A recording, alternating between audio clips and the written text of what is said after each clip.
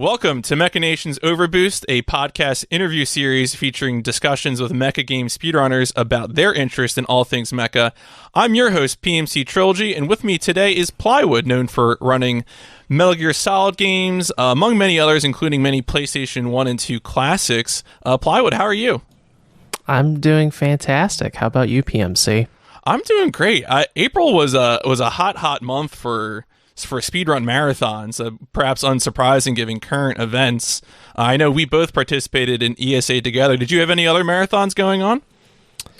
Yeah, I had a pretty busy start to late March, early April. I participated in Big John's COVID marathon, where I ran Rugrats Search for Reptar on PlayStation, and then I also participated in the Calathon COVID marathon, where I ran Steel Battalion and Rugrats, and then ESA together, I ran Steel Battalion and Rugrats. I ran a lot in the early part of this month, like too much. I was I got a little bit marathoned out after all of that. No, I hear you. I think I ended up doing like ESA together and Valuethon and Hackathon, and then just last night, as of the time of recording, I had 2 runs in Retrothon back to back. And if you ask me which marathons I did Die Hard in, I couldn't tell you, because I might have done it in all of them. I really don't know. I had 2 backup runs. How can you show up forget as well. John McClane? How can you forget our good old boy John McClane? Yeah, crawling through vents, crawling through vents, making comments about TV dinners.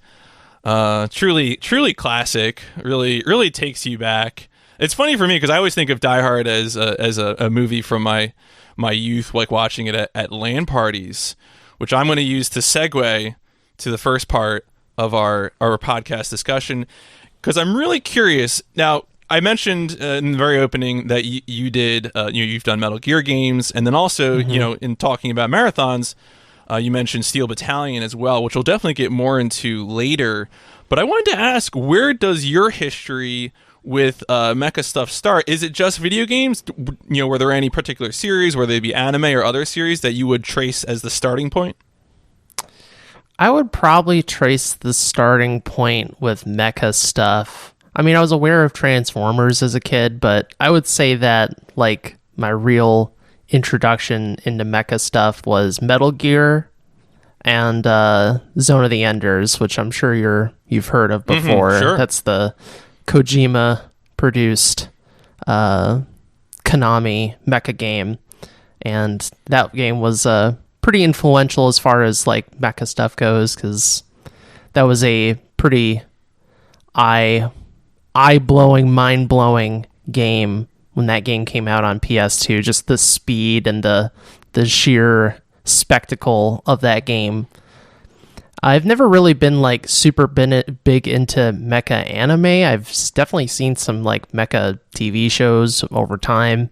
Would you consider I guess Power Rangers is technically a mecha show in a very strange sense with the big battles, right? It's kind of a mecha show. I mean, it's also like a superhero show, but yeah, I mean, Power Rangers is interesting, Rangers. Especially because of the history of mecha being so tied to specifically Japanese animation. And Power Rangers, one of my fellow Mechinations co-hosts, is a big fan of that, and he usually would call it sort of by the parent name, right? I mean, we think of Power Rangers, the media franchise, but of course he would say Super Sentai, which refers to the whole genre of shows where you have heroes with colors. But really, I think you and I are thinking in particular of the Zords, which are especially when combined, are a big humanoid robot that is piloted. And I think that's an extremely fair thing to consider. You mentioned Transformers as well, which I think when you think of Transformers and Power Rangers, I would also identify with those being things that primed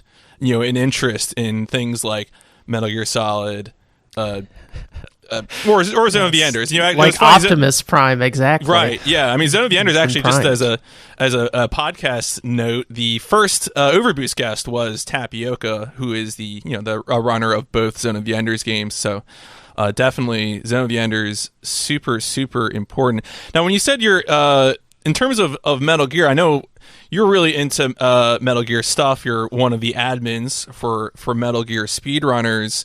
Where does your history of Metal Gear start? Is there a particular game that you would focus on there as the starting point? Definitely the starting point as far as playing Metal Gear was I was a young lad. Like, we're talking like 5 years old, and I played Metal Gear Solid on PlayStation. That was my introduction to the series. That's the right age for it, right? Pretty much. Yes, it's exactly the right age where you're impressionable and you learn about nuclear politics and conspiracy and being a BA spy that has the chisel that you'd always want on PlayStation. Maybe not the chisel you want in 2020, but definitely the chisel you'd want in 1998. I was floored by the game. Now, of course, I play a lot of games as a kid, but Metal Gear was definitely a special one for me. And then my love of the series just continued from there with the other Solid games, and then learning about the other games in the series, Metal Gear Ghost Babel on Game Boy, etc., etc. That was another game I played as a kid. And Metal Gear always has a mech element. You don't really pilot the mechs, but you take down the mechs. So big robots really factors in. And yeah, started in the 90s, continues to this day. I am definitely in the thick of things when it comes to Metal Gear. I've learned a lot about the series over time, and there's still so much between the Easter eggs, all the secrets, and then just learning about the games and the speedruns. I have to ask, to sort of tie things together a little bit, were you one of the people who got the first Zone of the Enders to get the MGS2 demo? Yeah, we definitely picked up Zoe in part because it's Kojima, and the other part because of that demo. I mean, that demo is what really sold Zoe 1. Being able to play the start of the tanker chapter with Snake for Metal Gear Solid 2. But Zoe on its own was still a game I really enjoyed at the time. I did play it again a couple years ago. I was like, yeah, this is all right, but it definitely feels like a launch title. It has that launch title-itis where game feels kind of undercooked, not more like a tech demo-y kind of thing going on, not necessarily amazing gameplay or like super longevity with its design, but that's okay because most people saw that game as a MGS2 demo disc more than the game itself. It was like, oh, and by the way, here's this bonus game. It's definitely fascinating to compare the stylistic choices of Zone of the Enders 1 and Zone of the Enders 2 in terms of like the CG cutscenes of 1 versus the anime of 2.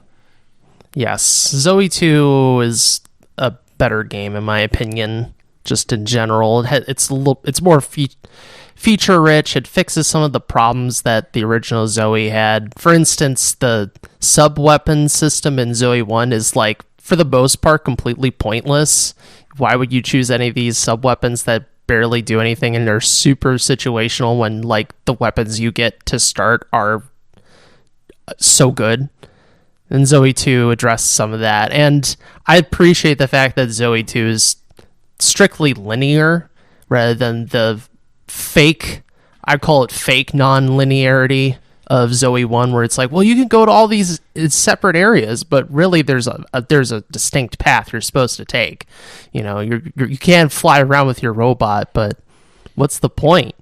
Just do the path. So I like having that curated linear experience with Zoe, and Zoe 2 really nails that out of the park. Too bad no one bought it because, again, there wasn't a demo. Yeah. So, but I mean, I guess at least we've had the opportunity to buy Zone of the Enders 2 again and again. It's interesting how they've kept that around, which I think for the most part they seem to have treated it well, which I'm glad. I'm glad that people can still easily access that game on multiple platforms today.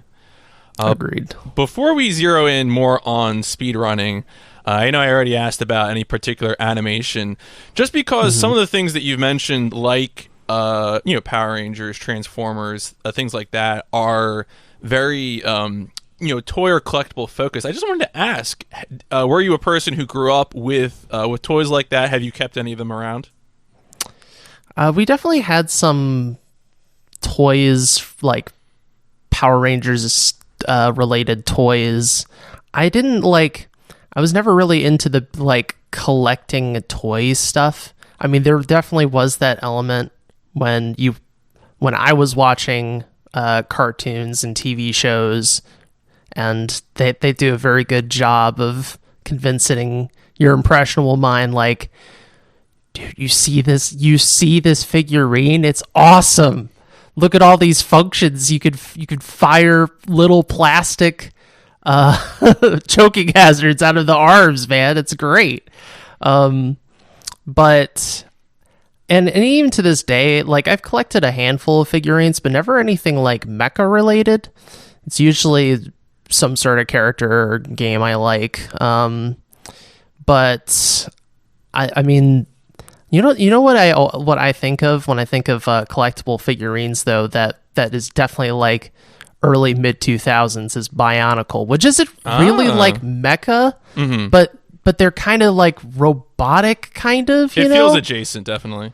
Yeah, they all had their own like special attributes. I think there was like a whole like game system with Bionicle. I might be misremembering that, but like certain Bionicles had certain attributes. And there are the Bionicle games, like the TV show, but it's something adjacent. I never got any of the Bionicle, but whenever I saw it on the commercial, I was like, man, that's so cool. Yeah, no, I mean, I was a kid who was really into Lego, and it was funny. For example, I watched Gundam Wing, as a kid growing up, and my response to Gundam Wing, instead of going out and buying Gunpla, I just said, well, I'm going to build mechs with Legos. And so I was very, very much into Legos. And so I remember the Bionicle products, but they always seemed like weird to me, right? Because it was more, it was more sort of prefabbed in a way. And so it was like a strange brand, but it's definitely interesting to see the legacy of that, especially as it turns up in speedrunning. I think there's some people out there who do the Bionicle games, and there's more tech in them than I thought there would have been. On that note, Bionicle is actually a Lego. I didn't realize that it was a Lego line. Yeah, it's a Lego line. Yeah, that's correct. Yeah, no, that was one of their that was a Lego thing. As I said, it was a very strange sort of offshoot, but you reminded me of Lego stuff. But so let's get a little more into your history with speedrunning in particular. So what was your first exposure in terms of seeing speedrunning? And then, actually, let's just start there. Yeah. So my first exposure with speedrunning probably starts, I think, in around like the late 2000s, early 2010s. And that was from watching TASes, tool-assisted speedruns. And that was always something that I found very entertaining. I don't remember particularly what TASes I saw, but I do remember watching TASes and being entertained by the insanity of tool-assisted speedruns of old games, like Mega Man games, etc., etc. But as far as RTA is concerned, how I got into speedrunning was watching AGDQ and watching UFO Techie's Silent Hill 1 run. And I had intended to play through the original Silent Hill, and I never finished it. And then I saw his run. I'm like, man, this game's really cool. I really need to play this, because I played other Silent Hill games and still wanted to play one. This was back in 2016, so almost 4 years ago at this point. And played through the game. I was like, wow, I really like this game. This is fun. I'm going to play through it again and, actually use my wristwatch as a timer and see how I'm doing, and went from there slowly but surely, playing on PS3 and playing on emulator. That was actually my first thing I did when I streamed, was streaming Silent Hill 1 runs. And then I went into Rugrats, which is, a lot of people think it's kind of funny that my first two runs are Silent Hill and Rugrats, which are very different games. But my counter argument is that they were both on the same PlayStation Underground demo disc. So you can't like they are actually have an association in my mind. There you go. No, that's extremely fair. That's the PlayStation Underground demo disc is a strong influencer. As someone who's shown off a lot of Armored Core recently, that's 50% of the comments are, I remember the PlayStation Underground demo disc. That's how I played Armored Core. Played the demo over and over again. Because like you weren't going to be able to buy all the games, but at least you could play the demo, and you could usually they choose a level that is fun and appealing, right? Not the bad levels in a game, but the good levels. So you could have a great experience for like 10 minutes, and you could just repeat that experience over and over again, which in a sense is like speedrunning when you think about it. Just that repeated exposure to the same elements from a game. In any case, I started with Silent Hill, and eventually in 2017 I branched into Metal Gear, starting with Metal Gear Solid on the PC port. I have my own crazed history with that, finding new tricks and glitches to help save a lot of time in that run. And the rest is really history, but it really started with Silent Hill. That's the OG game for me, and still a speed game I really enjoy to this day. Awesome. So now you already answered my next question, which is that it was Metal Gear Solid for the PC, which was your first Metal Gear speedrun. Now I know that's a big subject, and I think you did that particular run at an AGDQ, right? Correct. AGDQ 2018. Mm-hmm. Yeah, and I remember seeing that. That was really, really good. And it's a really, really great run. If you're unfamiliar with the PC version of Metal Gear Solid, it is a broken run. It is really, really entertaining, and I recommend finding it. Did you want to maybe just drop some quick history, or do some bragging about the stuff you found in that game? I think it's really interesting to share. Yeah, sure. To keep it brief, because I could talk for a very long time just on that subject alone. So when I started playing that game and speedrunning that game, there's only one other person who had ran the PC version. It was fairly unexplored. So originally we thought, oh, well, the only real perks of this PC port, you can skip codecs, which are like the little cutscenes that you have with the characters in the game, which is nice, and you could skip the credits, which saves a lot of time. But the problem was, like, the PC port was kind of broken. It still is broken, but broken in the sense that you couldn't use a certain elevator that was really important to the any percent route on console. You couldn't use that on PC, so you had to do this whole extra backtracking sequence that was rather annoying and added time to the run. Still ended up being faster than console because, PC load times and all that other stuff. But it was a bit of a pain. But one of the things with the PC version that makes it so unique and breaks it so much is the weapon hotkeys. They added weapon hotkeys for the weapons, and you can interrupt the animation of going into the sniper rifle. And if you do that, you actually become invincible to most forms of damage. And if you time it right, and you end in a crouch when you do that animation cancel by switching to another weapon from the rifle, you'll be able to break loading triggers, so you can go out of bounds in most rooms.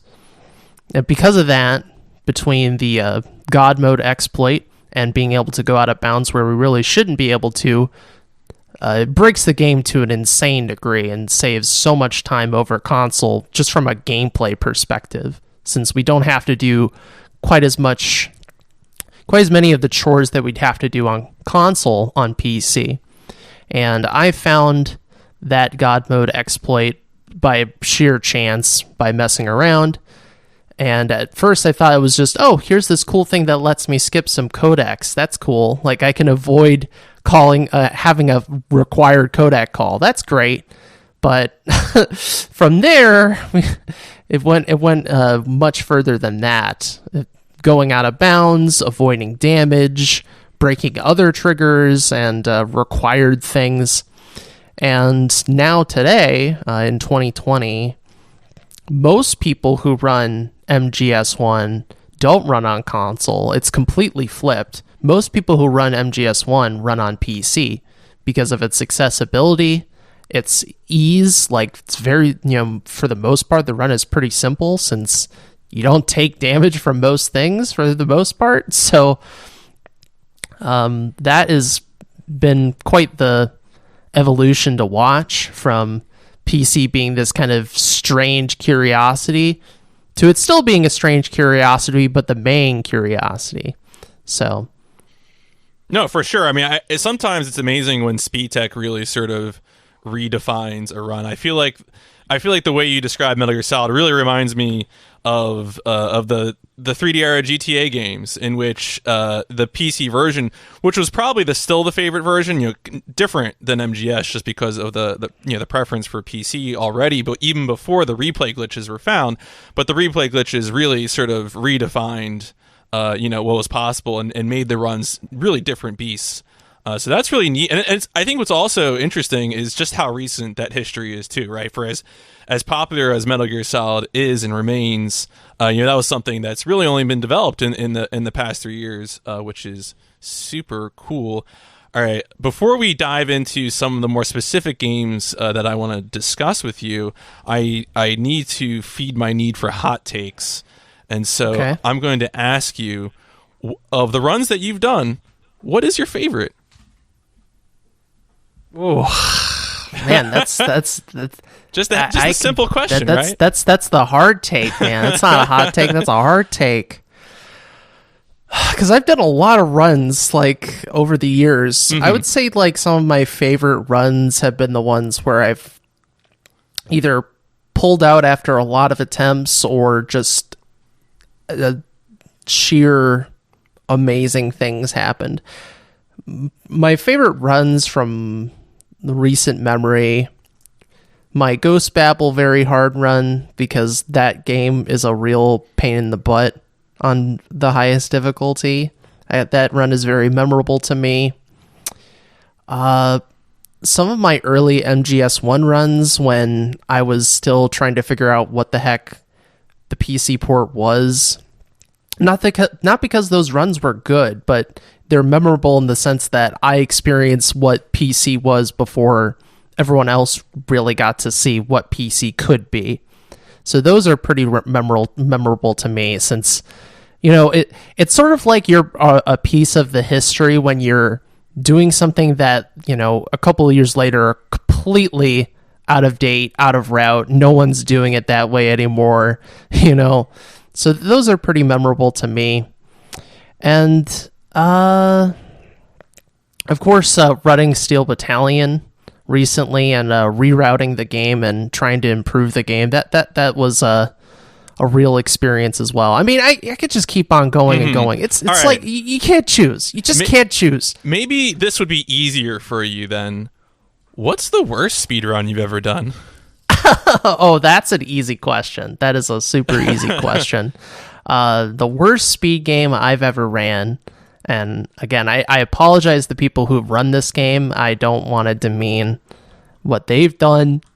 It's just my opinion, y'all. It's an N64 game.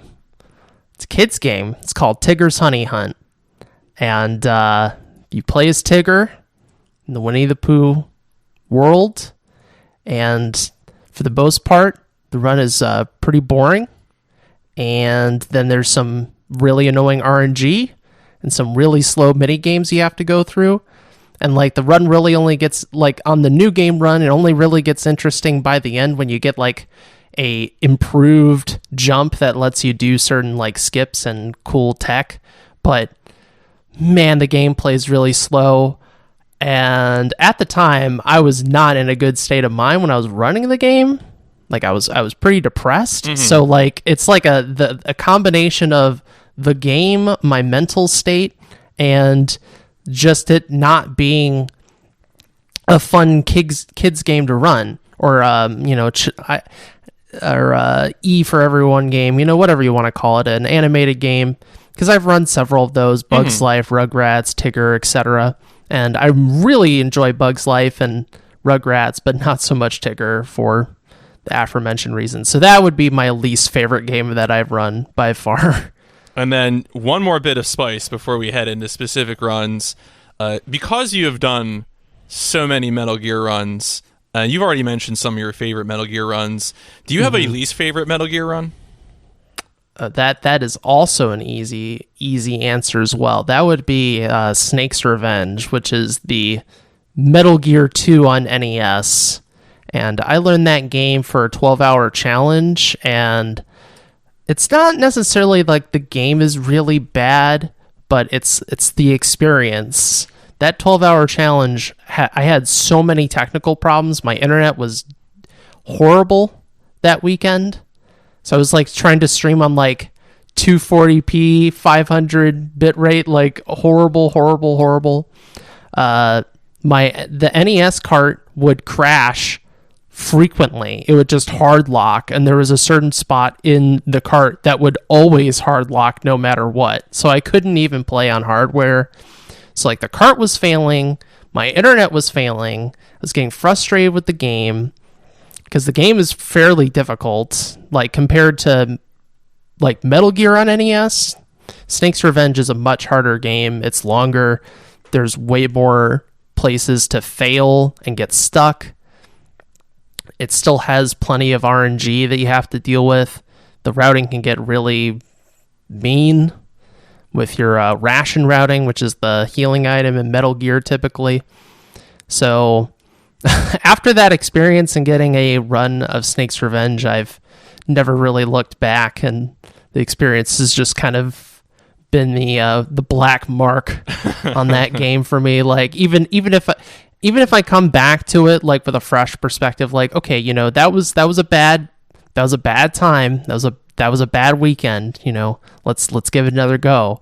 It's still going to get my feelings all mixed up, you know. I can't shake it. For sure. All right, so let's get over to, we already mentioned it a few times, Steel Battalion.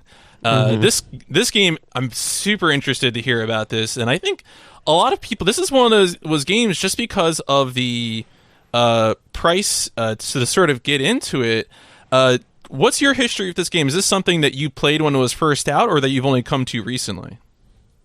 So, my personal history with this game, my brother worked at GameStop and got that sweet employee discount and bought this unit. And I will happily call it a unit because that is definitely what it is. It is a full-on unit. The whole crate and the controllers and all that with the game.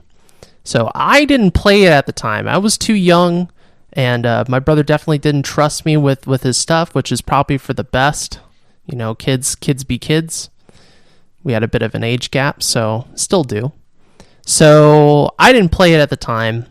And he barely played it. He played it a couple times, and there's like, this is way too overwhelming, which is what most people's reaction is. Extremely when fair. It's like, this is too much. It's the spectacle is incredible, and the fact that you have it is amazing, but it is not for the faint of heart. So I didn't get into Steel Battalion until a few years ago, because I knew we still had it. It was just sitting in the box. So it is dust. the same. It is the ancient Plywood family Steel Battalion controller. Correct. Okay. Yeah. That this has been handed down. So that's how I got my start. Is like, let's get I want to buy an Xbox. I want to play some Xbox games. I want to do this. I want to not just dip my toe in the water. I want to dive in. Have you played like other games using that kind of like a HOTAS style joystick? Is this really the only game that you've done this with? This is the only one I've done that control style with. There's like a whole niche community around playing complex mech games with joysticks and stuff. Especially in the Steel Battalion community, there's a lot of people who are like into like Mech Warrior and all that, and I'm just like, I just play Steel Battalion, man. That's all I know. So this is enough for me. No, I hear you. It's something that, you know, I've been investigating as I've been doing more mech speedruns, is just trying to understand the communities around Mech Warrior. And definitely this, seeing Steel Battalion and noticing that, you and others like Chef Tig have been working on the run recently. It's been definitely interesting to see. So in preparing for this interview, I watched all of your ESA Together run. I had seen some of it live because it was right before one of my runs, so I was very, very focused on the stream. But I did watch the full run, and with you doing the run with the camera, the runner cam, very focused on the controller, as well as a separate cam for the foot pedals, and with Chef Tig's commentary. Is there anything that you wanted to say up front, sort of about, the history of the run and how you've affected the routing? So this has definitely been one of those games where the routing was very light. There was a run that I was aware of, from Talaris. That's where I started. And then at the time, I played the game, worked through the game, which it really is a lot of work just to get through the game, and then started running it. And the routing was, well, let me put it this way, like, I think I'm better at routing now than I was back in 2017. This is because I've routed more games, and you just get better at these sorts of things over time with experience. So it was also just like a logistic thing that I didn't want to keep on playing the game just because of space concerns.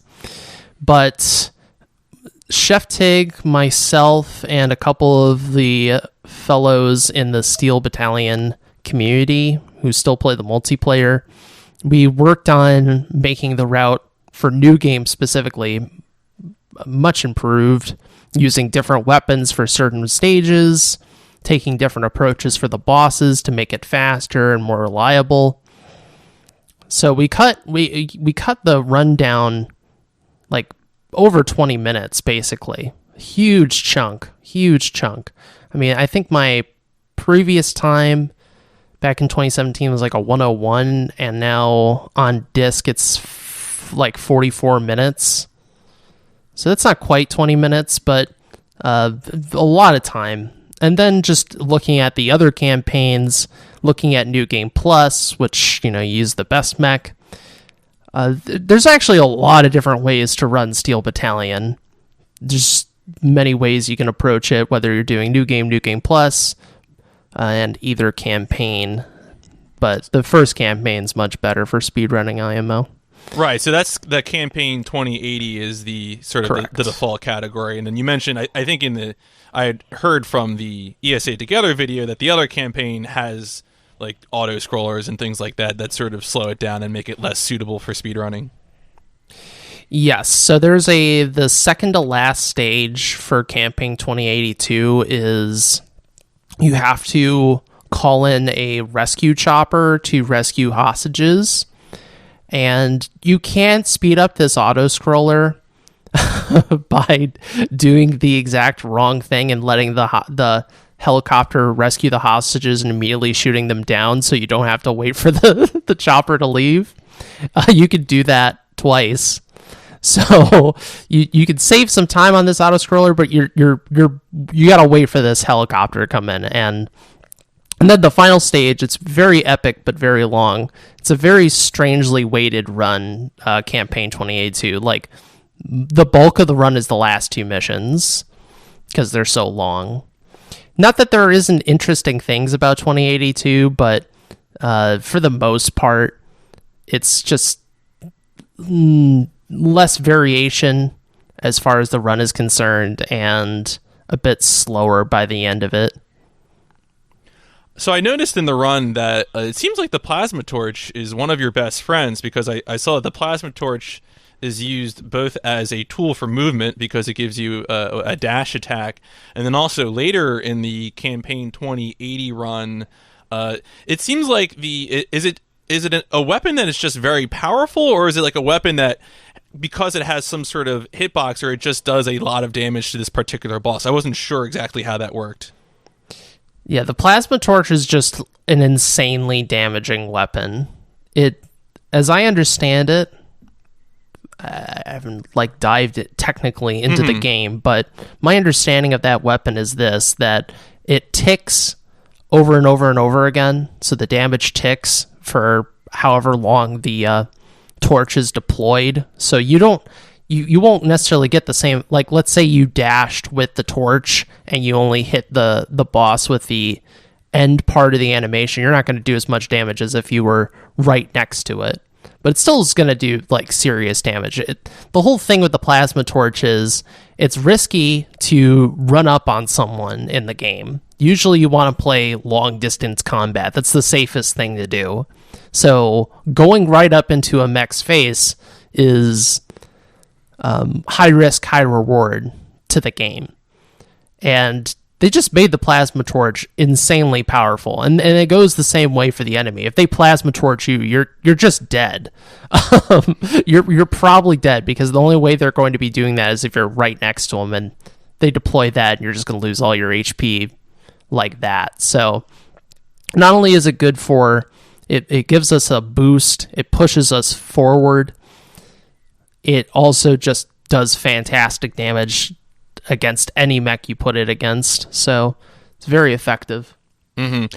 And I wanted to ask, so we've already compared Steel Battalion to Mech Warrior, among other games. And in this game, do enemies have like localized areas of damage? Like, can you aim for a head or legs or things like that? I couldn't tell from watching the run.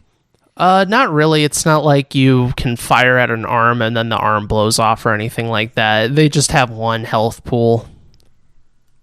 Okay, and then my last question about movement stuff. There's, of course, discussion about movement in terms of being able to accelerate and the things that you can do, because I noticed there was a side dash to sort of dodge incoming fire, but also that one of the major movement techniques was that if you completely release the accelerator, then you're able to turn without danger of falling. Is that right? Yes. Control of your acceleration is really important in Steel Battalion.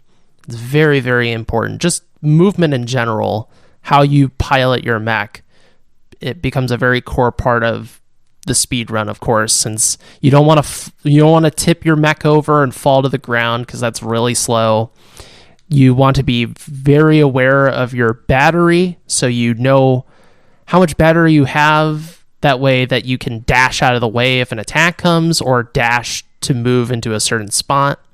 And controlling your acceleration, well, that in part depends on the mech you have. Certain mechs drive faster than others, some handle better than others, but whenever we're doing turns that are like more than a few degrees, we have to be very mindful that we're not going to tip ourselves over. And by letting go of the gas, the accelerator, we can avoid most of that, unless you like really crank it super hard, really hard on certain mechs. Like that will ensure that you're not going to tip over. So before we leave Steel Battalion, I did want to ask. We could talk about Steel Battalion it's so complicated. It overwhelms. It's amazing to watch. It was especially interesting because I expected too that just to give an insight to people wondering, like there's whatever 30 plus buttons on that controller, right? And but some of them are dedicated to things like startup or other things like that, so you'll be focused on certain buttons. The thing that I wanted to ask you now, in our discussion about how you got into it, you were fortunate enough to have a controller available. If someone were interested in getting into Steel Battalion in 2020, it seems like the major obstacle is the controller.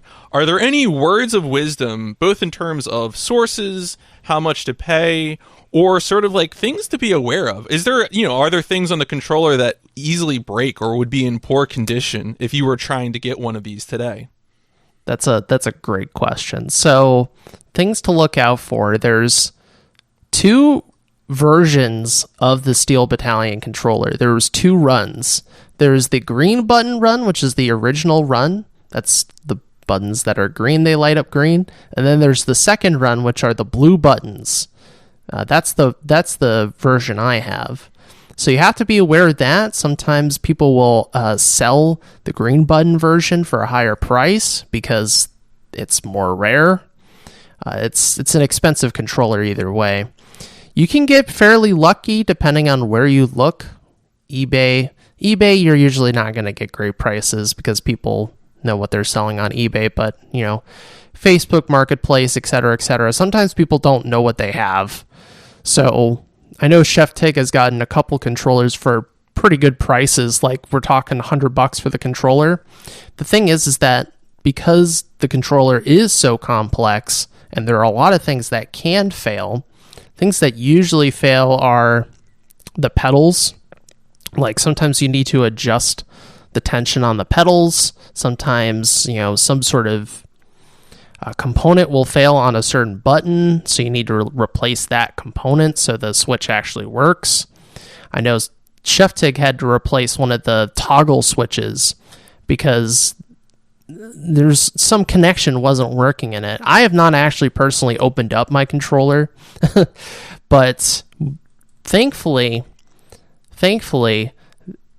people who are obsessed with this game, the cult around Steel Battalion, have developed information about, well, here, if you don't have the screws to connect the consoles together, the little parts of the controller deck, well, here's the size of the screws, and well, if you open this up, here's what this connects to that, because it used to be that you could call up Capcom and you could send in your equipment to get it replaced or fixed or whatever, but nowadays that's just not realistic.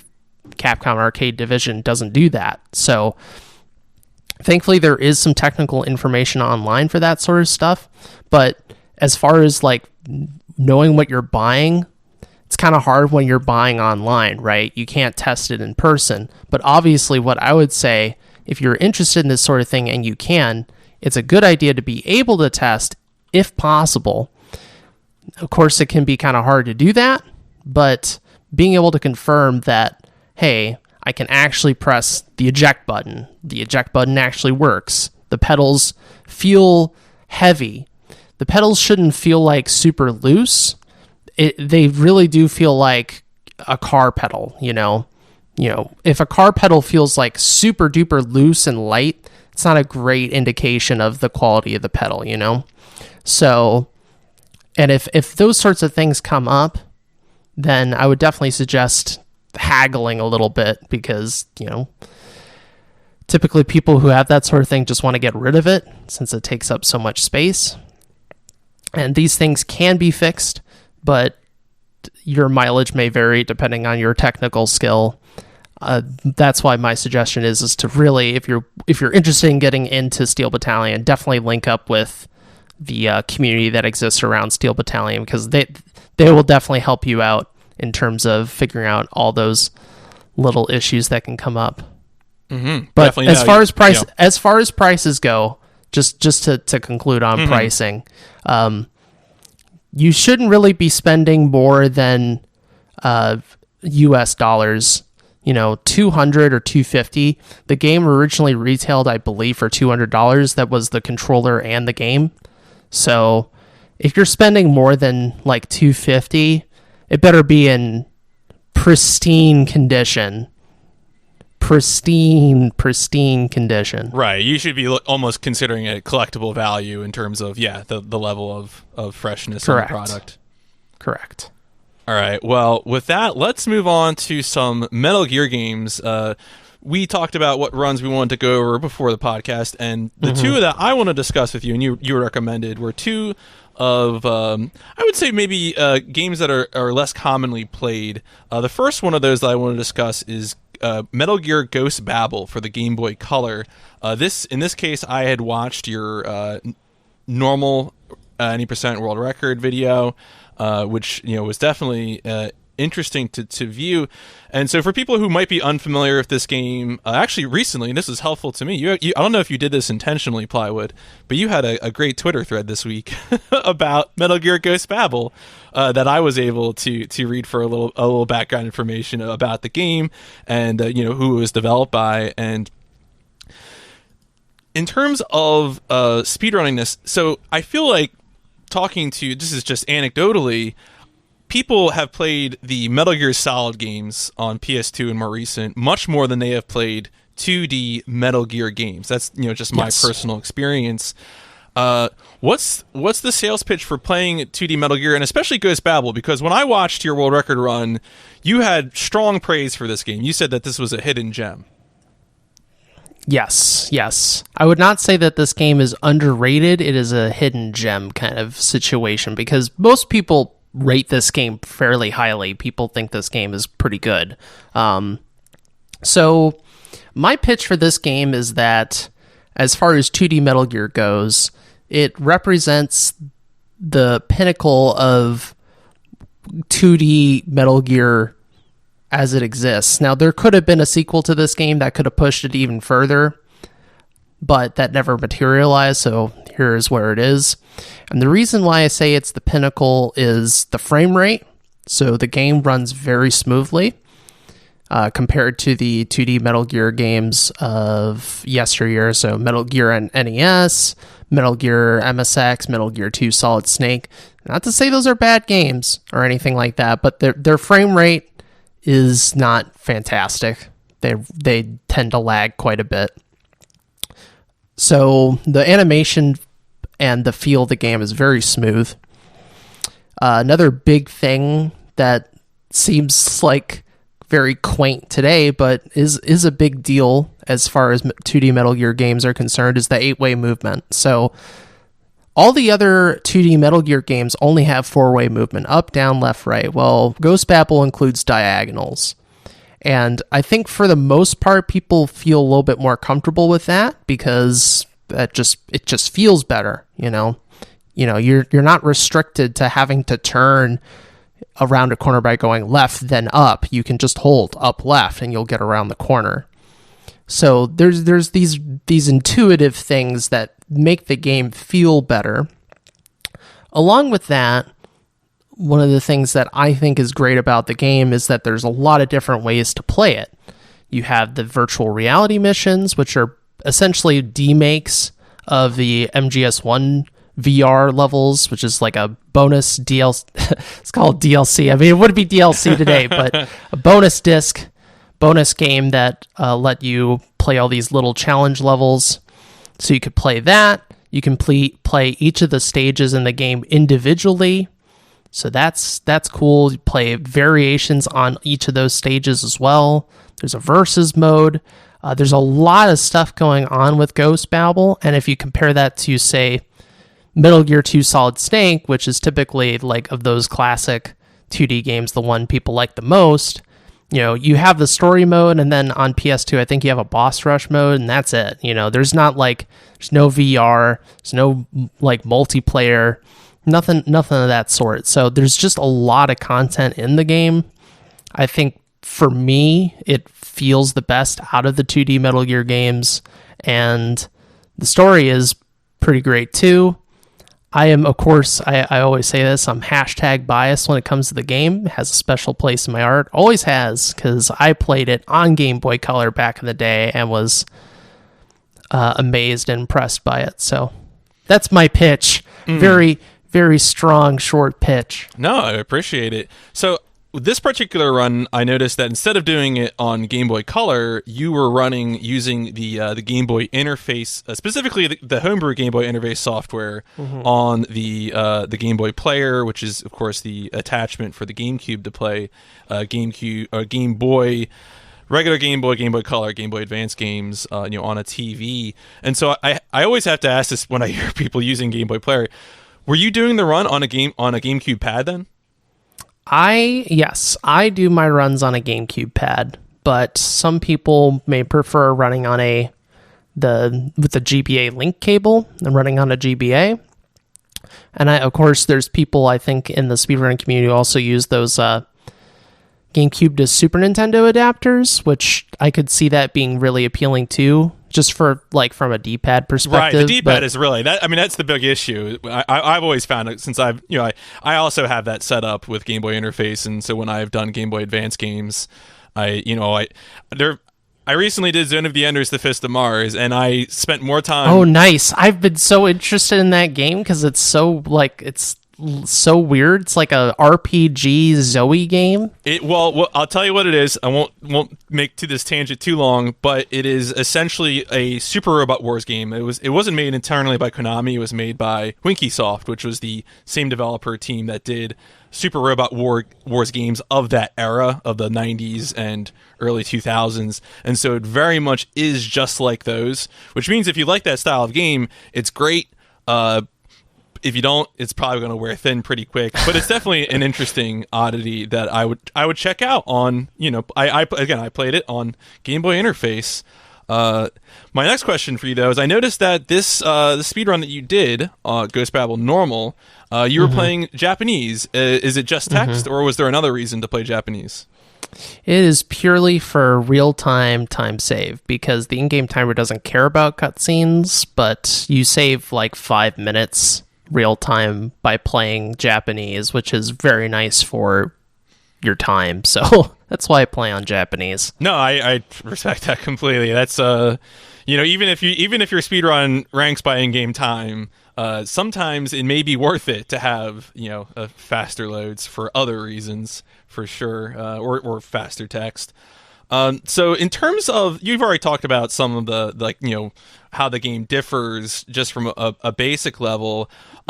Is there any sort of basic speedrun stuff that you would want to go over? I noticed one thing I can maybe get into is that you were certainly talking about RNG at various points of the game in terms of mixing up the sort of places you had to go to. In particular, in the world record run, you were exclaiming about how you got good RNG when it came to, it seemed like you were planting C4s on certain columns. Yes. Yeah, that is the most infamous part of that run, is there's a section where you need to plant 4 plastic explosives on pillars that appear randomly in a power plant. And that run in particular, it had really good luck. Typically, you do not get good luck. You'll lose some time on that stage, sometimes a lot, sometimes a little. And that's part of the reason why grinding that game can be really painful at a high level, because your pace can swing like a couple minutes even, which is a really big deal. So that run in particular, I got really good luck and executed fairly well because of it. The power plant is just a very key moment of the run, period, since it also has the largest skip in the game, where we skip picking up the Nikita missile launcher by exploiting how the electric floors work in Ghost Babel. Cool. One thing I wanted to ask, there's one level where it seems like maybe you were doing something out of order by passing through some dark rooms, but you're also punching a lot in those dark rooms. Can you talk about what was going on there? Yeah, so this is something I do in a lot of my Metal Gear runs, because you have to be very mindful of cycles in Metal Gear, typically, whether it be guard cycles or, in the case of that, laser cycles. So we can skip picking up the thermal goggles, which are what you're supposed to use to see the lasers, so you don't run into them and trap yourself into a room that'll kill you.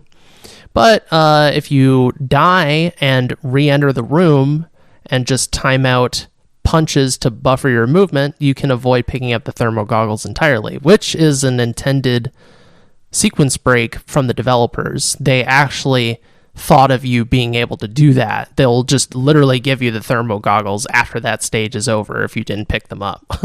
So yeah, because I noticed at some point in the run you do have them because you need them for a boss later on. Correct. So they're like, well, what if some crazed individual says, I don't need thermal goggles, I don't know where they are, I'm just gonna try to run through this dark room blindly? And they said, well, okay, I guess we'll give them the thermal goggles. They kind of need it for the next stage. So now, is there anything else that you would want to highlight in terms of, because the things I mentioned were things that sort of stuck out to me watching the run, but is there any other tech that is in the run that you'd wanted to highlight? I mean, as far as with one of the things that is pretty key throughout the run is movement, of course, and with certain rooms can be very punishing if you don't have your movement on lock. There's a particular room in stage 5 where you have to run through several guards and try to get out of a screen before a camera spots you. And that cycle is very tight.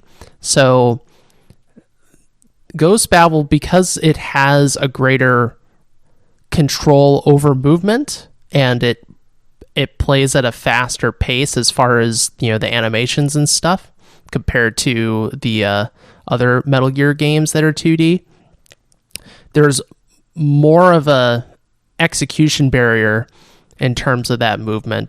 And, you know, just the fact that you have 4 more directions that you can use to turn, you know, with greater control comes greater need for execution.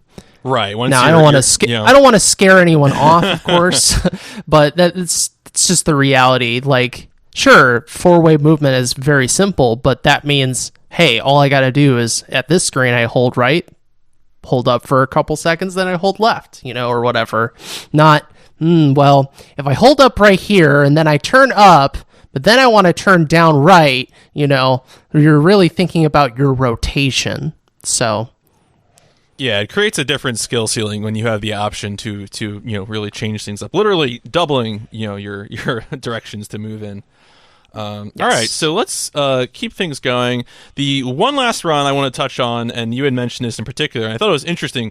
It was Metal Gear Solid: The Twin Snakes, and specifically, it is a different category. It was normal all dog tags. For those who might not remember, Metal Gear Solid 2 and Twin Snakes, at least, maybe others, you could probably correct me, include this ability to hold some of the soldiers up and harvest dog tags from them, which are just like a collectible in the game. And so I watched this run, and the one thing I wanted to ask was, when it comes to getting all of the dog tags, as far as I could tell, it seemed like you just needed a pistol as sort of, you know, your equipment to do this. Are there any, I guess, what's your decision making when it comes to determining when to grab the dog tags, and sort of what are the considerations that goes into that? And, you know, you need particular items, ammo, anything else beside that might not be obvious? So the thing that gets tricky with routing to pick up all the dog tags from the guards is with both MGS2 and Twin Snakes, but I've not run MGS2 all dog tags, is you go through certain rooms multiple times. So the question becomes, should I pick up X guard now or later? Or should I pick up Y guard now and leave X for later, you know? Or should I just pick them both up now, you know? So that's the thing that gets a little bit weird with routing and trying to collect all these dog tags. You just need a pistol to hold them up.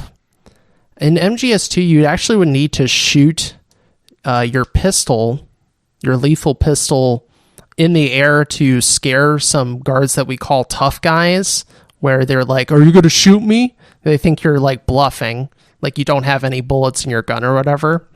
But in Twin Snakes, there are no guards like that, so that's not an issue, which is pretty nice, because those tough guy guards can be pretty annoying. Yeah, it seems like having to fire your gun would definitely create some complications for routing. Yes, exactly. If there's other guards around, you fire that, and then an alert is caused, because if they think other people are around, or you move too far away, or whatever, like, they'll stop being held up, and then you're not going to be able to get their tag, because now they're trying to call in for help.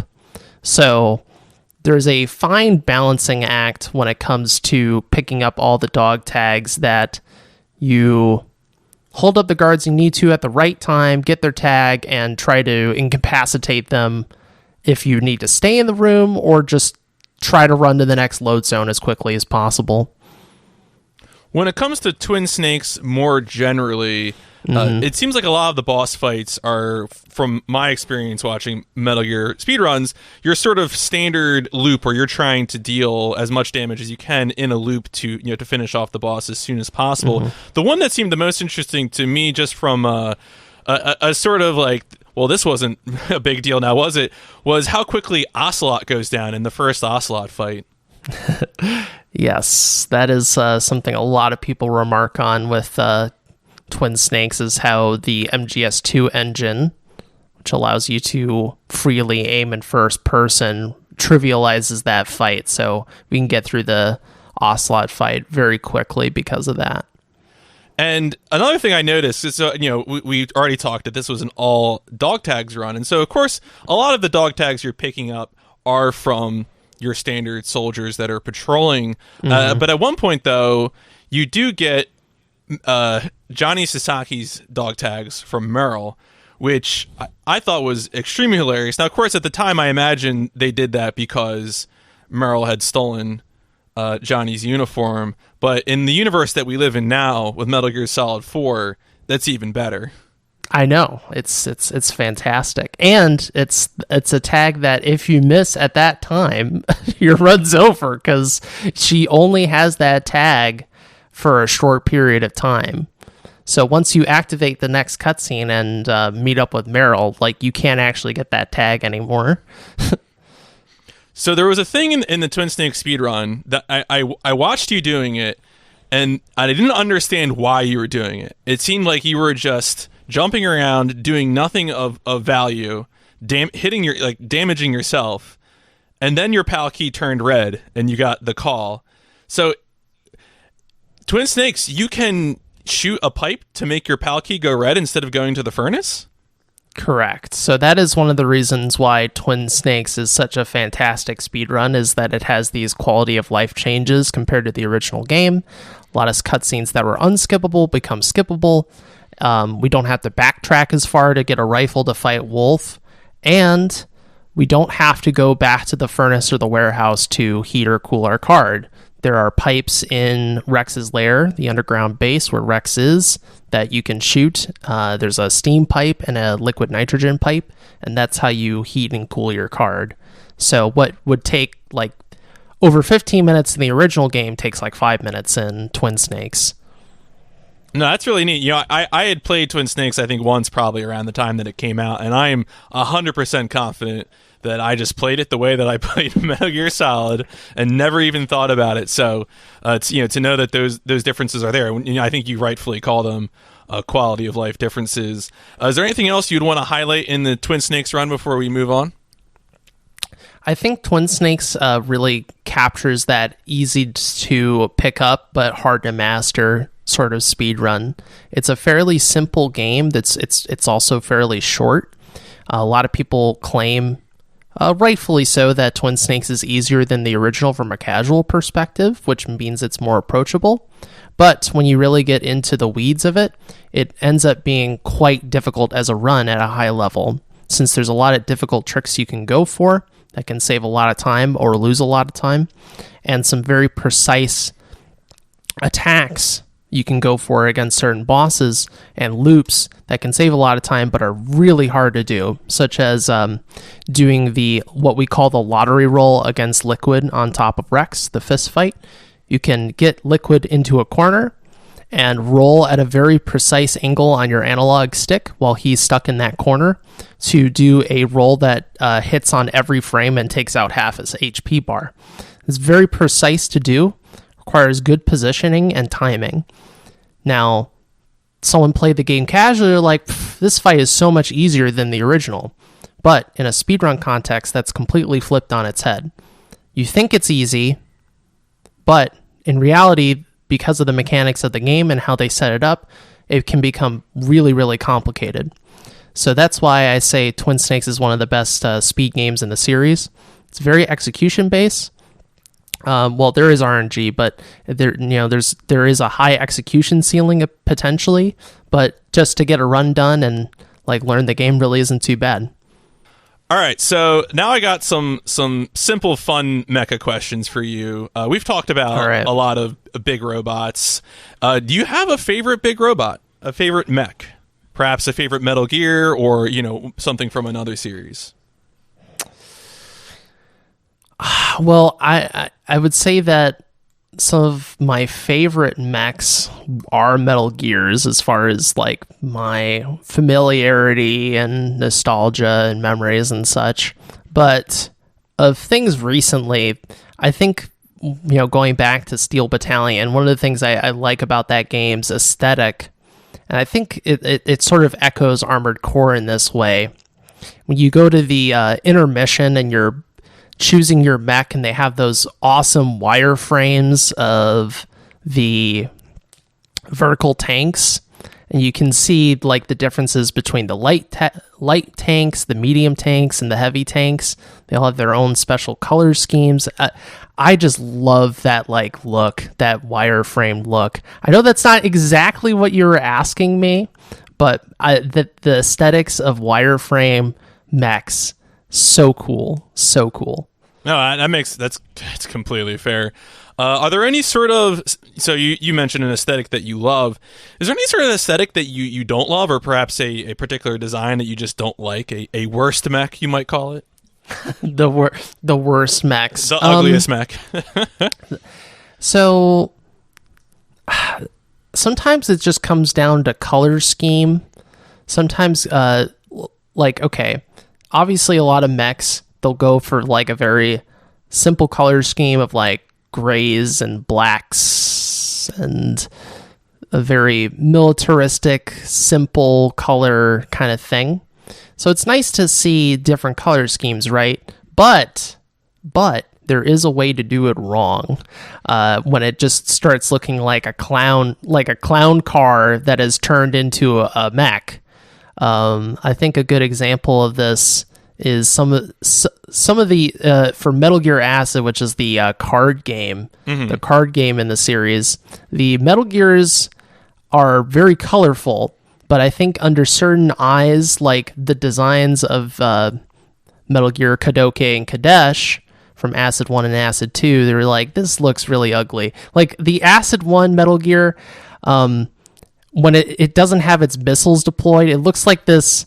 It looks like a big robot dude in a trench coat with orange. It's very, very odd. Three robots in a trench coat.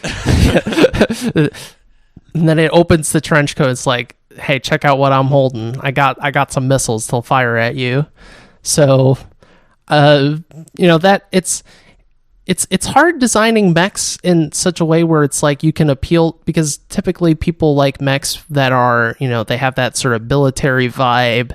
They look really menacing, but there's the problem that you can make them look really samey and indistinct at that point.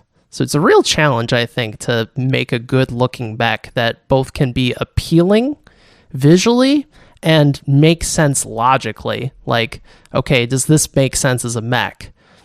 And some series are just like, nah, man, we're just going to make them look as cool as possible. Very angular and sharp. Some of the Zone of the Enders mechs really fit that bill. Like, I don't know if a mech would necessarily look like a knife in the night slashing through space, but it does make it look really cool when they're flying around. So, no, I think that's extremely fair to point out how much a lot of mech design is influenced by a need to appear militaristic. Like, certainly we could talk about how in the world of anime, people often talk about a real robot versus super robot, where the super robot designs don't really feel the need to justify themselves at all. And, and certainly Zone of the Enders, while it makes a brief gesture, it's saying, well, Metatron allows this, really it's super robot, we're just doing whatever. It's fine. Don't worry about it. In terms of, one of the things I like to ask, I'm a big fan, especially as someone who goes from series to series to series. I see a lot of names for mechs. For example, in Steel Battalion is vertical tanks, and Metal Gear, you could argue that Metal Gear is a class of mech. Do you have a favorite term for mech, like mobile suit, Wanzer, vertical tank? Well, I feel like mech is really like, I think, what the problem with mech as a term is that if you're not aware of what people are talking about, it might just sound like you're talking about mechanics or mechanical. So I think that's why some series have like this other name for a mech to give it like a greater sense of what it is, right? So vertical tank makes sense. It's like, well, we got these tanks that are wide. We're going to make this tank that's vertically long. So that kind of makes sense on its face. Mobile Suit, that is a cool name for sure. That I think communicates the fact that, hey, there's a pilot. This is like their suit. It's a suit for a human body, but a very, very large suit. But it's not like this really heavy, like with vertical tank. Those things are typically really sluggish, but Mobile Suit communicates speed, right? Mm-hmm. It communicates motion. So I think a lot of this comes down to, for me, this is the same thing with the aesthetics. What are you trying to aim for? What is the what are you trying to communicate? Steel Battalion is a sim, so it really tries to say, well, what would actual mechs, vertical tanks, be like in real life? Well, they probably wouldn't be like Zone of the Enders mechs. Like it's probably not the case. They're going to be kind of heavy feeling and really feel like you're piloting this big, huge thing. And then you look at Zone of the Enders, it's much more in the line of like speed and not like realism, but just like super powered robot. Right. Yeah. I mean, the Zone of the Enders term for those, of course, is orbital frame, which, certainly conjures a different sort of idea. Yes, that's right. So thank you for reminding me. I couldn't even remember what I got you. The orbital frames. It's a great name too, though. The frame. Mm-hmm. Yeah, frame of the body. And it's interesting in that series. It specifically they contrast the orbital frame, which are the Metatron powered suits, with the other one's called LEVs. I don't remember what that stands for, but the LEVs are the ones that are slow and perhaps more like more militaristic, more sluggish. And there's a real contrast. One of the things that I use to try and tie together the interview series is to both present you a question from the previous guest as well as solicit a question for you from the next guest. So my previous guest, who is a runner of many obscure PS1 Japanese mecha games, said, you know what? Screw it. Ask your next guest, have you tried Afraid Gear Another, which is a PlayStation 1 JP only video game? I've never heard of this game in my life. That's extremely fair. That was my expectation. It is, I believe, a mech game in which you can customize things. There's a whole universe of weird JP exclusive PS1 mech games out there. It is a deep well of insanity. But on that note, perhaps more generally, do you have a mecha related question that you would like to hand off to the next guest, whoever that may be? Okay. Now I have to add a disclaimer to make sure I'm not off base. Have you heard of that PlayStation fighting game? I believe it's a mech game where you make the little figurines. Like there's like little parts and you assemble like literal parts, real parts from a box, and that changes the stats of your fighters. I believe that is actually a mech game. I need to. Oh, that sounds right. When you said PlayStation 1 fighting game, I thought you were going to say Zero Divide, but Zero Divide I don't think has that kind of customization. Yeah, I need to look this up right now to make sure I'm not off base, because that is insanity right there. I believe it's mech, but I can't know for sure without looking it up. Oh man, this is I like this idea, by the way. This whole like linking. We have this like storyline flow of podcasters. This is great. The only problem is that if I knew the name of this game, I could ask about it. I haven't personally played it, but I've seen videos of it. I'm trying to think of how I would search that. PlayStation figurine fighting game. This is not correct. These are all generic, like top PlayStation fighting games. No. Cyberbots or RoboPit? RoboPit. Maybe it's RoboPit. I have no idea. RoboPit? No, Cyberbots I don't think has No. customization. Cyberbots is the Capcom mech fighter. I saw it on a Metal Jesus Rocks video. That's how I got to know about this. So maybe I can figure it out from there. I'll give this another 20 seconds. Let's see if I can figure this out. Figurine. No, not Amiibos. That's got nothing to do with mechs. PlayStation. This is gonna give me like 100 responses. It's funny too. I've literally in the time I've been searching, I found a tip of my tongue. Okay, wait, here we go. RoboPit, this PlayStation 1 game, cartoony robots with googly eyes you could customize with parts to gain abilities, virtual on-style combat with platforms to jump on and walls to hide behind. You could add arms to give it the ability to melee or range attack. It was in English. Was the Metal Jesus Rocks video in English? Or was it JP? I think this game is Japanese only Okay, that I'm so it was referring Japanese to. only. Okay. I think it's something completely different than that, because I saw RoboPit. I'm like, no, okay, I found it. Okay. I finally found it. Yes, and it was mechs. This was called. See, this is why I couldn't remember this name. This name is so not something that's easy to remember. ZXE-D, Legend of Plasmatlite. Wow. This thing came in a huge box, and you literally assembled figurines, real life figurines. You selected your pilot, and you would play.